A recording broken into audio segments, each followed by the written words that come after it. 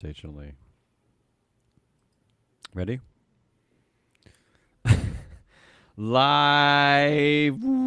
Live from Matt Moscardi's 12th floor terrarium. Ooh, I didn't know he put on a 12th floor. It's the only ESG adjacent game show ever made. Business Pants Thursday. Of course, I don't think we really have a game show today. Is it a game? It's a game J- of life. and you heard who we're joined by today. We are joined by Ari the Data Queen and Jesse the Money Whisperer. Hello. This is like a pre-Friday show Palooza party episode. In today's social media explosion called June 8th, 2023, we'll cover a few ESG headlines, and then Jessie the Money Whisperer stops by to discuss her new social media series. Yeah, How she's laughing, fun. but it's actually, I kind of love it, Riveting. actually. What We were Did she discussing have it. an old social media series? That's true. It's our first Good social media question. series here at Free Flow. We were actually discussing it in the car on the way home from our Fringe performance last night. We were all very excited. Ooh. Yeah. Love that. Love the hype. Jessie was the star. All right. Let's Stole get to the a show. few headlines because Ari told me yesterday that she likes to cover the news through me instead of reading it, so it made me feel good about myself for once. Oh, please. All right, here we go. Wildfires halt and delay flights from New York to North Carolina as smoke blankets the eastern seaboard. These are massive Canadian wildfires. They're saying the massive smoke plume choking the northeast United States is what climate change looks like. I don't have any smoke up here in Portland, Maine. Not really. It's a little Oh, hazy that main today. air is still I crisp. don't know what's going on. How is it for you two in Hartford? It's pretty choking. Yep, I would Pretty agree with that. choking. Okay. We're It is not. in your face. Yeah. And we can smell the smoke too. But you know what's been aggravating me is like, I was around a bunch of people for volleyball the other night, and they're like hating on Canada. I'm like, you guys, Hating on the topic Canada? the topic is climate change here. Let's just get Well, one thing straight. They're like, friggin' Canada. I'm like, no. I mean, this is the only thing we can hate on them about. I mean, Canada's probably saying that about us with California and Oregon. with They're everything. always having fires. Like, my We goodness. can go. Maybe we can go more into depth about this tomorrow because there's a suggestion online that this is either the effects of climate change or the effects of poor forest fire management or both. So Wow. I haven't done the research. I'd like to dig into it a bit more and see what I we mean, can if dig we out. let indigenous populations do what they do best and contain fires, but we don't do that. We don't trust them. We're also not Canada. Yeah. Meta has set up a task force to counter child exploitation following a Wall Street Journal report. An investigation by the newspaper and academic researchers found Instagram promoted child sex material, highlighting the failings of big tech firms in regulating the spread of illicit content online. Here's a quote from Meta.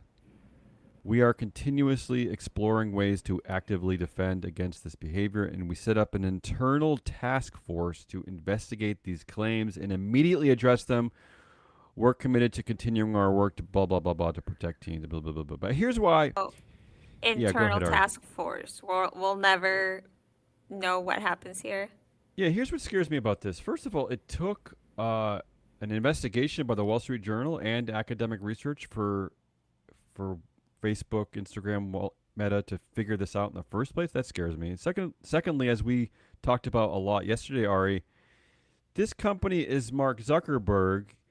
When is it time to end these oligarchies, these dictatorships? Because to me, that's the problem. Like, you're asking Mark Zuckerberg to set up an internal task force. He doesn't really have independent oversight over anything. When is it too much? Like, when is enough enough? That's what gets me going about this. I think there was a show that dealt with this. Yeah, you're They right. wanted a report about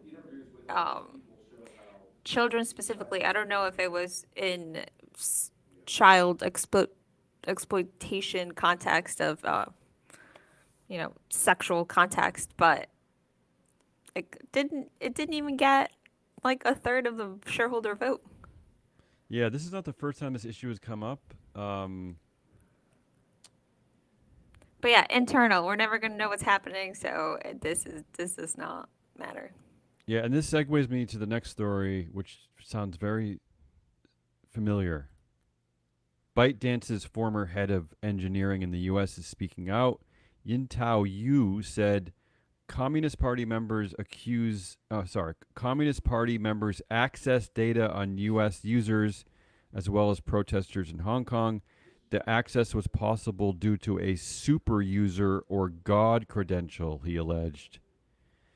So he's saying that Communist Party members have a God credential, but how is this different than Facebook, right? The owners control the data. Mark Zuckerberg controls the data. The Communist Party controls the data. Blah blah blah blah. Again, these things can be regulated out, right? Are the biggest providers of social media services don't have to be controlled by single entities. We can regulate this. And this is not going to come as a surprise to anybody, right? No. But yeah, you're right. People don't make the connection that Mark Zuckerberg, just because you put Communist Party or China around it, this is what's happening in the U.S. with U.S. companies as well. Yeah, I mean, we can be xenophobic, we can be racist, we can be anti-communist, whatever. All those things are nonsense. Like, it's still, there's an equivalency, and that is that there are powerful figures ahead of these things as opposed to democratically run organizations, right? No regulations. Right. Another story we talked about yesterday, Ari. The headline is "That's on Me." Warner Brothers Discovery CEO sends email to CNN employees taking responsibility for the Chris Lick disaster because the CNN CEO was fired yesterday. But what does it mean when a CEO takes responsibility and he still keeps his job? What does that mean? I don't know. With his whole pay package intact. Yeah. That's I what don't I even. want. I don't even Not get. very but- meaningful. Right? What is that gesture? It Ari should and be, that's on me. Everybody gets an extra week of vacation on me. You buy a round for everyone. Why not? Why not a day off? Ari and I A whole kind of week. joked. Come on. We joked about their succession planning yesterday, Ari, for the new CEO of CNN. We joked that there were 3 people in the interim leadership. I was wrong, or maybe they've added a 4th. There's actually 4 people now, Ari. Oh my God. 2 of them are women. The reason why I bookmarked this story is that I think we have another glass cliff alert. I think another failed organization is going to put a woman in position to try to solve everything, and it sounds like an untenable situation. Well, after this, all major U.S. news networks are now led or co-led by women. And it's a difficult position to be in because cable news is failing, right? Exactly. So good luck. Good luck the reviving cable- CNN. Good luck. This is a whole industry glass cliff. Right, exactly. And Ooh. finally, GameStop stock is down after the company fires CEO Matthew Furlong and names its shareholder activist, they call him the meme stock activist, Ryan Cohen, as executive chair. Here's why I pointed this one out, because I was looking at our data, and Ryan Cohen, who was the chair of the company, the largest shareholder, controlled 61% of the influence, according to our data. The CEO, Matthew Furlong, only controlled 12% of the influence. Whoa. This is what happens at companies like this, right? The CEO has no power. Bye So bye. it doesn't surprise me this happens. Doesn't surprise me that the stock is down because of this mess. So I just wanted to point out that you can, through our data, you can actually know who's actually controlling the board. Only with our data. So is he gonna meme a lot and make He the is. stock go up? I don't know. That's a good question. That's all I have. Those are my headlines for the day. Very cool. Thank you. Thank you. Let's segue to our new feature here at Free Flow. Jesse, the Money Whisperer, has started a new consumer series on social media. Yes, First of all, that's correct. welcome, Jesse. Oh, thank you. Glad Welcome to to be here. Thursday. Glad to be here. Let's start at the top. Does this series have a name? I'm calling it the consumer decision series. It's kind of hard to say though, so I may have to Consumer rebrand it. Decision Series. It's also a little Yeah, funny, it's Daddy. just well, it's what it is. And It where doesn't will need we, an explanation. where will you be posting this series? Okay, so it will be TikTok and Instagram to start, and eventually YouTube. I need to get it up on Why not YouTube, LinkedIn? but I guess LinkedIn too. I gotta Okay. get up on all. And First, yeah. we're prioritizing consistency, Okay. and then we'll focus on dissemination on all of the channels. So tell us what this series is. I'm actually very excited about it, mostly because I love the topic. I love that you're using our data, using Ari's data. Ari's the data queen, and Yeah. number 3, that you're genuinely excited about this. Yeah, I am. So Well, I yeah, think- and Ari's but that's data gonna needs make a some good love. series. But this is Yeah. your excitement is gonna make this pop. So here's the cool thing. Yeah.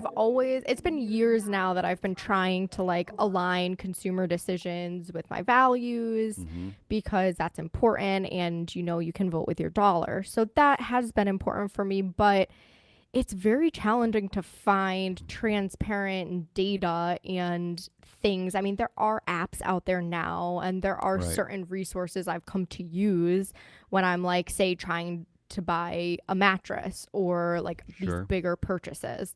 But what I realized recently is that, oh my gosh, my privilege is the company that I work for and that we have data on Exactly. public Thank you. companies which own most of the brands Mm-hmm. and things that we're trying to buy from. So that was kind of the impetus of this was like, oh, I'm always trying to align my decisions with values and make better decisions that I feel better about, like spending my money on. Why don't Okay. I try to, and then also I'm trying to get more into the data and familiarize myself with it. So I felt this a really good exercise on like, this is a good way in for me to start really using our data in a meaningful way. Board and then sabermetrics data. Yeah. board sabermetrics And- data. Yeah. And there's a fabulous example of that that we will discuss in a few minutes. First, before Yeah. we get to more onto this, can you give me the overview of the series? I know it's a multi-part weekly series, so why don't you at least explain what you'll be doing each day? Yeah, so we're going to try to do a video each day. So we did an intro video. You can go check that out. It kind of explains it. But day 1, we're going to introduce what decision we're looking at that week. So Mondays, it's going to be like, okay, what are we looking at this week? What am I trying to buy? What's someone on the team trying to buy?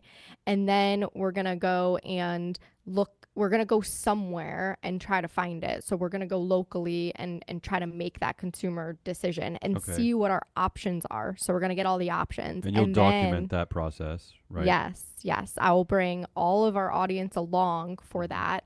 And then we're going to kind of do our own research and say, okay, it seems like there's a lot of brands out there, but who actually owns these? Like, who am Okay. I actually supporting when I buy a Kleenex, for example, or I buy, this brand of suntan lotion? Like, who actually owns that?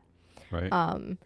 And then we'll do some research on whether I want to actually be supporting them. So then I'll look into board sabermetrics specifically. I'll pull up the data. We'll look at the to see directors. to see who actually to see who runs the companies themselves. Who runs it? What are they into? What are they up to? Are they in the headlines? All of that sort of stuff that we like to cover anyways. And then Friday, our last day, we're going to wrap it up and I'm going to give you like a kind of like a roadmap on, yes, I'm going to support that initial product that I thought, or no. And if no, who do I feel better about supporting? What company, Okay, what so brands? So you're committing to buying something on Friday and sharing it with the audience. You're going to buy something. Unlike me, who can spend 7 weeks buying a dishwasher, you're going to buy something on Friday. Yeah, every I week. want to try to make it decisions. I mean, we are going to cover some bigger decisions if they're coming up, but I want to try to make it actual decisions that we're facing on a weekly basis. Okay. Is Well, your maybe we- dishwasher going to be part of this? Because it totally should. Well, We I guess it should. should be. We know what's worse is that we're going to have to buy a new car soon, and Ari's gotten Well, excited about an electric car, That's so perfect. that's going to be way worse for me. That's perfect. I want to cover Matt's car too, even though he's already purchased it. But I want to Okay. do a little like EV versus EV because we have I hate to admit it, but we have the Tesla, and he now has the Hyundai. So we're gonna do that. That's spoiler alert. I wish That'll you be would a start fun this one. series before you bought the Tesla, Jesse. I know. I wish I worked at this company before I bought the Yeah, Tesla. well, we're okay. just leasing it, so we can redeem ourselves in 2 years. The series sounds great because I love I love the hand wringing of consumer decisions. Ari and I talk a lot back and forth about these types of things, about what to buy, why. So I love that you're doing this, Jesse. I love that you're using our data. I love that the first series are already found some interesting overlap with our data. But what are you buying this first week? What is the Okay. topic? So it just so happened that this Mhm. first week I'm buying menstrual hygiene products. All right. I'm at the store. I thought of this Mhm. idea and then it just, coincided perfectly. So we're Okay. getting right into a very complex topic already. Okay, give us a few highlights from your week so far.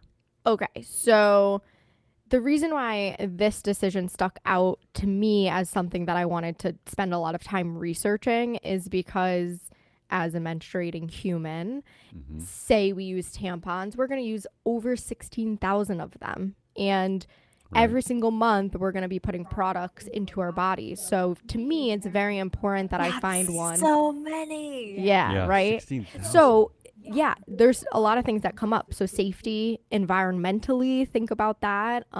Certain brands are using better products and more environmentally friendly products. But yeah, safety was the big thing for me. Like, if I'm putting something in my body, I try to really prioritize putting safe things in and on my Sure. body and my skin and stuff.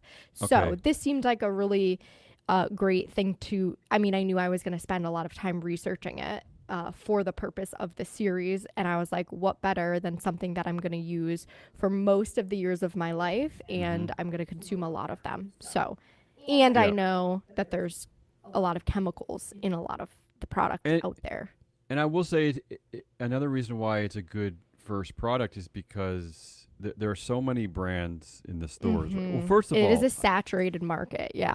I don't want to get down the rabbit hole of it because when Jesse and I were first discussing this, I started to ask questions, and this will be another series, but I started to ask her questions. Well, why did you pick Target? Why didn't you go to CVS? Why didn't you go to Walmart? Why didn't you order at Amazon? Why didn't you go right to the local retailer? What about a independent pharmacist? But you'll cover that in other weeks. Yeah, we're going to have to. But the cool thing about tampons is that there are all these, they throw all these brand names at you, and it gives us an opportunity to map the brand names to the actual corporation, right? Because that's the thing that is the easiest thing for consumers to miss, is that these brands are attached to corporations, right? And sometimes there are several brands on the shelf that you think are different, but they're all controlled by the same people, right? It's the same Correct. CEO, it's the same directors.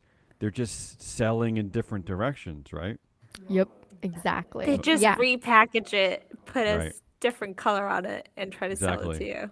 Yeah. So, but it's yeah. the same boardroom. Same Yeah, that's dull great. boardroom. Yep. Let's go through the big three that I found. Okay. So when I Okay. was in Target and I was scanning everything, I, took videos, pictures, and then I came back and I looked up all the brands. And what I found is that Target actually has a decent section of small business products, which we'll cover later. But 90%, I would say 90% of the products are three main players. There's Sure. Kimberly-Clark, Procter and Gamble, and Edgewell, which is a spinoff from Energizer, weirdly enough. Ooh. Is that So right? batteries and menstrual hygiene, yeah. Really? Yeah, so Okay. you have like your Well, you insert Tampax. batteries, I guess. I guess method, there's some overlap there. Kind of the same shape. Sure, right? I mean, I guess. wasn't gonna say, but yeah. I guess. So yeah, we have like some of the big brands like Kotex is Kimberly-Clark, and then we have Playtex, and this is L, which we'll cover in detail, are Procter and Gamble, and then you have Tampax, Stay Free, Carefree are the Edgewell Okay. products. So even there, you think that there's a large variety, but really it's three entities controlling. Yeah, most of the and brands, you know right? they all have like Tampax will have 5 different types of tampons or Right. pads, and then Kotex has like 6 or 7 in their family of stuff. So it really looks, I mean, if you look at the videos that I posted, those aisles are jam packed with stuff. I mean, Yeah, it's crazy. it's 2 aisles. So if you walk down the aisle, Two both sides of the aisles? Oh aisle my are God. all products It's and overwhelming. all sorts of different things. So it really does look like you have a lot of choice, a lot of options, and then therefore a Yeah, lot of brand agency. choice. Yeah, but you don't have corporation choice.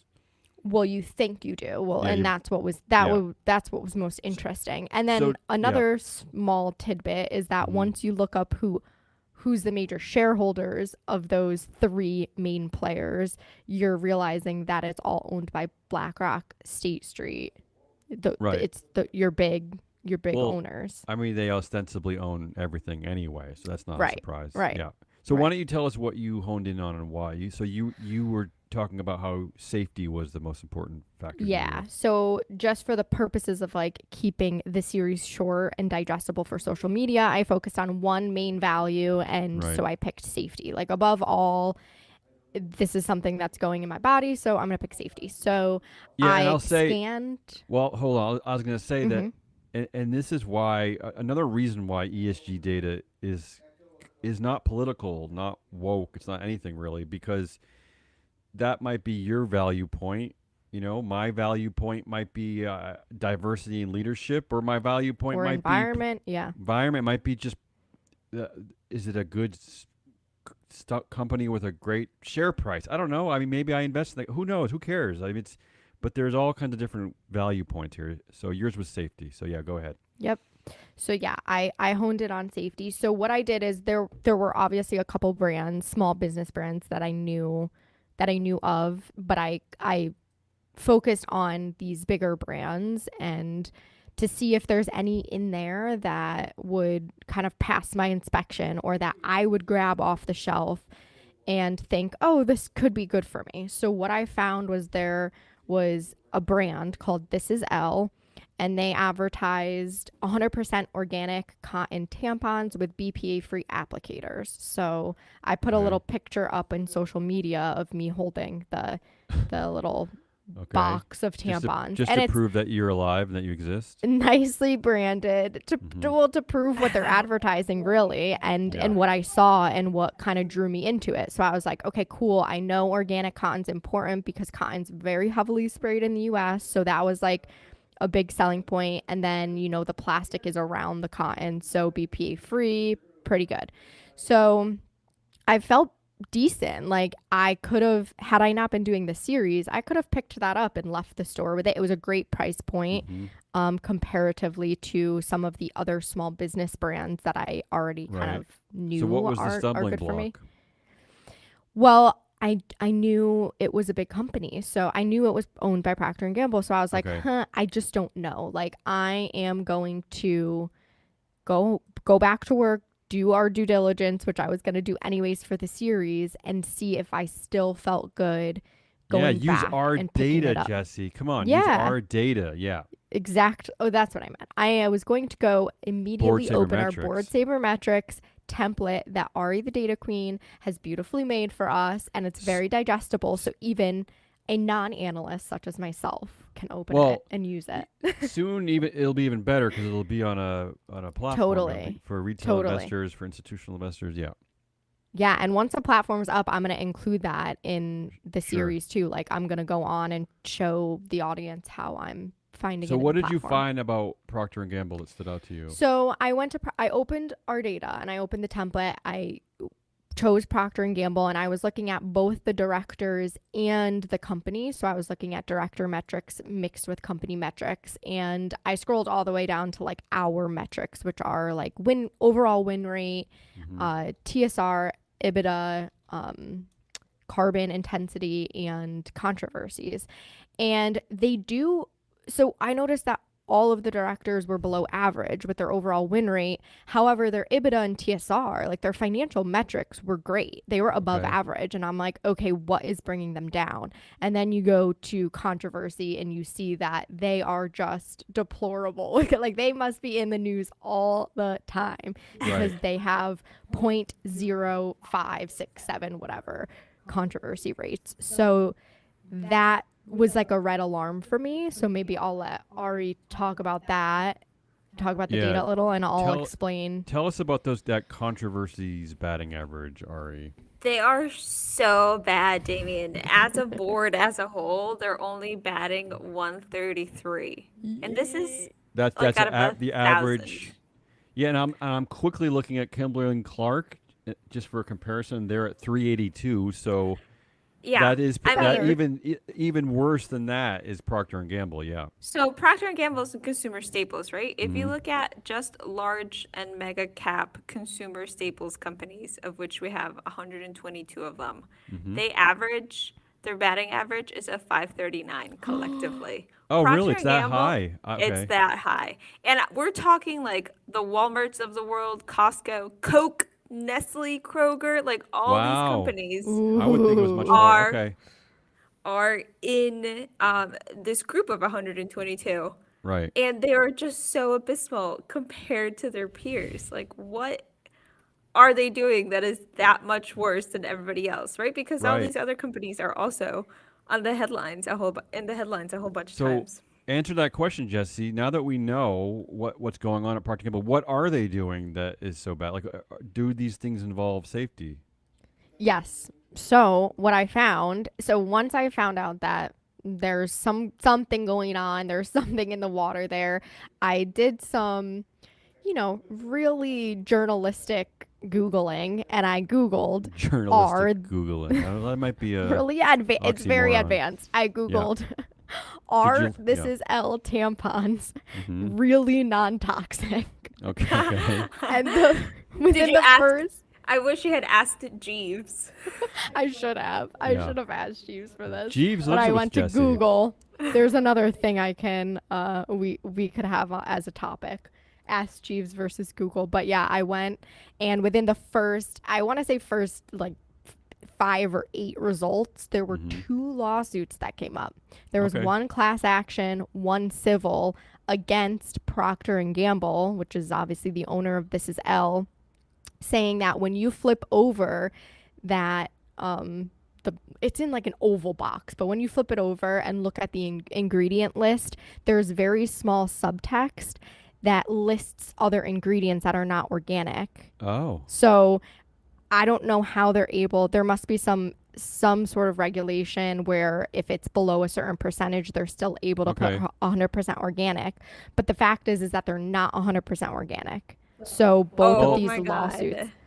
yeah, Wow. are Look, addressing See how that. amazing that is? I mean, just because you went to our data and smelled a rat with the controversy scores led you directly to this information. That's incredible. I Correct. find that incredible. Correct. And can I just say And- why? Oh, yeah, Yeah. go ahead. Go ahead. I was just gonna say, I mean, once I saw that, I was like, I already kind of had the red alarm, but I was like, yeah, I can't support these. So that made it very, very easy for me to make that decision. Okay. So we'll find I hope people tune into Jesse's web search because we'll find out tomorrow what you ultimately do buy. Is that right?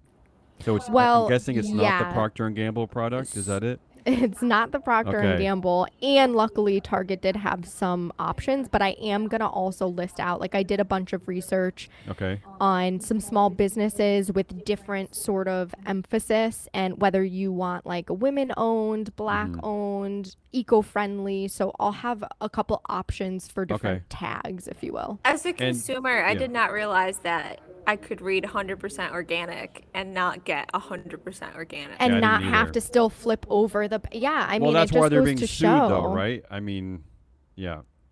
It is, but there's also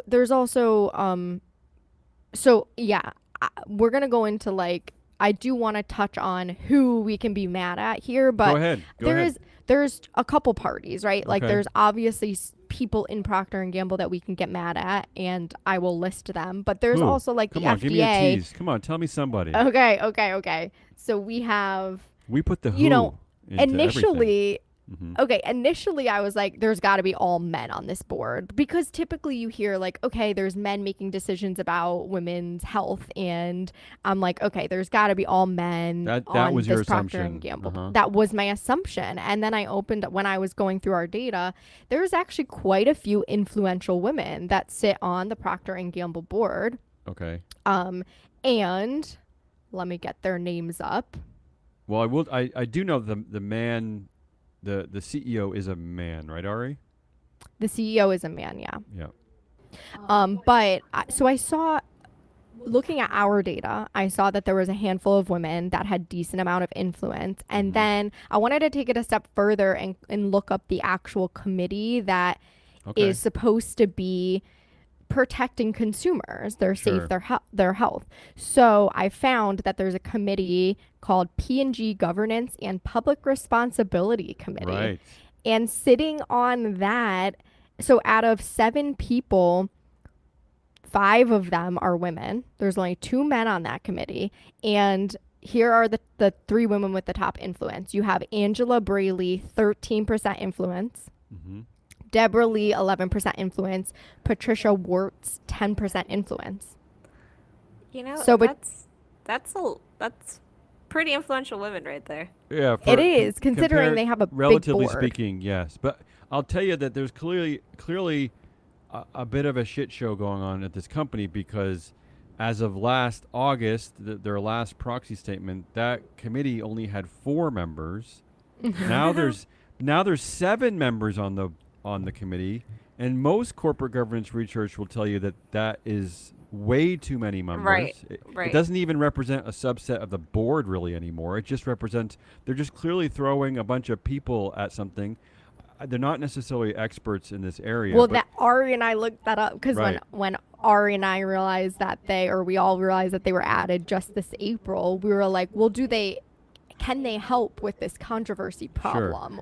And no, like one of them was like the woman was what was her name? Sheila was like head of the World Wildlife Fund, or VP there, and she's then the chair, right? Is she the chair, Sheila No. Bonini? No, Okay. mm-mm. She was just added. She just added. Okay. I'm guessing she doesn't have like a ton of influence, but then Robert was, Robert was Portman. a former senator. So none Right. of, not great with controversy, I'm sure. Well, but what he might be good at is changing the regulations to let Procter & Gamble get away with more Maybe. crap, right? Oh, I don't God. know, but this Oh, God, again, these that's are depressing. this is interesting. I mean, this is interesting stuff, because again, when you start to look at the who behind things, you do start to see these stories develop, right? Yeah. I just have so many more questions now, and unfortunately a lot more distrust, but that's why I Right. think this series is so important, because And- hopefully yeah. we'll cover a lot of everyday decisions. And here's why it makes our data extra cool, and I thank Ari for that. Because Procter & Gamble actually has kind of a strange proxy reporting schedule. Most companies release their proxies in March, April, and then they have meetings around now or May. Procter & Gamble is actually due to release their next proxy in August, which means their meeting will be coming up in the fall, which means, Jesse, if you were an investor in Procter & Gamble, you would actually be able to exercise your anger against this committee. You could look at our data, figure out who has the most influence that you want to target. I mean, now would be the moment for you as an activist to kind of to vote vote your shares, Yeah. vote your mind here. Yeah. Yeah, that's amazing. That's so awesome. So when I got angry and all fired up, I was like, who do I direct this at? Right. That's what working here has taught me. I'm like, I need to find some names that I can direct this at. It sounds like it's the shit show at the And Procter little & Gamble. did you know that it was going to be so many names, because they just stuck everybody on this Right? committee. Totally. Yeah. It's a strange and situation. doesn't seem like they're actually doing what they're assigned to be doing. Well, thank you, Jesse. It sounds like we will hear tomorrow what you actually do end up buying. You can fill us in on the Friday show. We'll all be back tomorrow for the Friday show. Is there anything else that either one of you wanted to add to this? I am also mad at the Yes. pay committee. I mean, Go ahead. this whole thing's going down, and the CEO, John Moeller, Mm-hmm. he started in 2021. He made $42 million in realized pay. He's already making that. Wow. Right. And like the average, again, for this sector, for this size, is 11 million. Like he is Wow. fifth. He ranks fifth. That's, Well, come on. I'll tell you where these these boards can be confusing because you're right to point out, Jesse, that there are a lot of women on the board with influence. But again, the main roles, John Mueller, Ari, he is the CEO and the chair, and then the lead independent director is also a man. So the company clearly doesn't have the confidence to put women into actual power positions. Fail. Anyway, All right, that's all thanks, I have. Ari. Anything else from you, Jesse? You covered a No. lot, but anything you left out that you want to tell the audience? Tell them again where they can access all this. So right now you'll find it TikTok and Instagram. We're at Free Float Media or we're at Business Pants on TikTok and at Free Float Media on Instagram. But I will work on getting it up on LinkedIn as well. Okay. And maybe we could start a thread.